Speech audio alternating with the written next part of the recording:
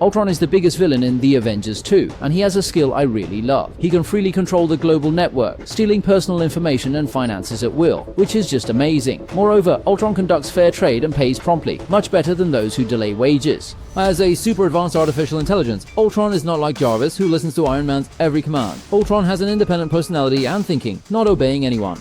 Even more tragically, he came to the conclusion that destroying humanity is necessary to protect the Earth, which sounds quite similar to Thanos' idea. How strong is Ultron really? In the movie, Ultron has different abilities at different times. In the beginning, Iron Man and Dr. Banner wanted to conduct the Ultron integration experiment, but after 76 attempts, Ultron's intelligent program kept failing to initiate.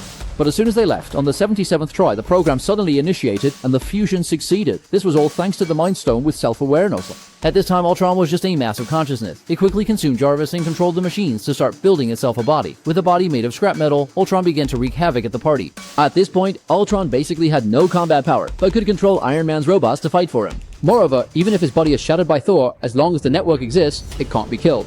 Afterward, Ultron used the mecha created by Hydra as a prototype, enhancing and upgrading it to give himself a second body. Now he finally became the true Ultron, and his abilities were improved. Most directly, he could still control the global network, steal personal account information and finances. Moreover, the palms are equipped with a gravitational device that can attract any object, and the fingertips can emit laser-like beams similar to Iron Man's, but with slightly less power, not even enough to kill a female doctor. Furthermore, Ultron can perform cutting after heating his right palm. At this time, Ultron already had its own Ultron minions because it had money. But although the minions are powerful in combat, their defense is extremely weak, having their arms forcibly broken by Captain America, their hearts ripped out by Vision, and being smashed to pieces by the Hulk with a single swing. Compared to these minions, Ultron's defense is relatively decent. Machine gun fire doesn't faze him, and having Captain America's shield embedded in him isn't much of an issue, but it's still not quite adequate. But that's why Ultron wanted Vision's body to upgrade himself. But this plan was intercepted halfway by the Avengers, so Ultron had to use vibranium to create a third body for himself. The ultimate vibranium Ultron appeared in the movie. At this point, Ultron's strength is most directly shown by his increased size. Even Iron Man has to look up to him. Additionally, Ultron's flight propulsion has become similar to the anti-gravity devices of the Chitauri whale in the first Avengers, and this power has also been upgraded, allowing him to attract larger objects to attack opponents.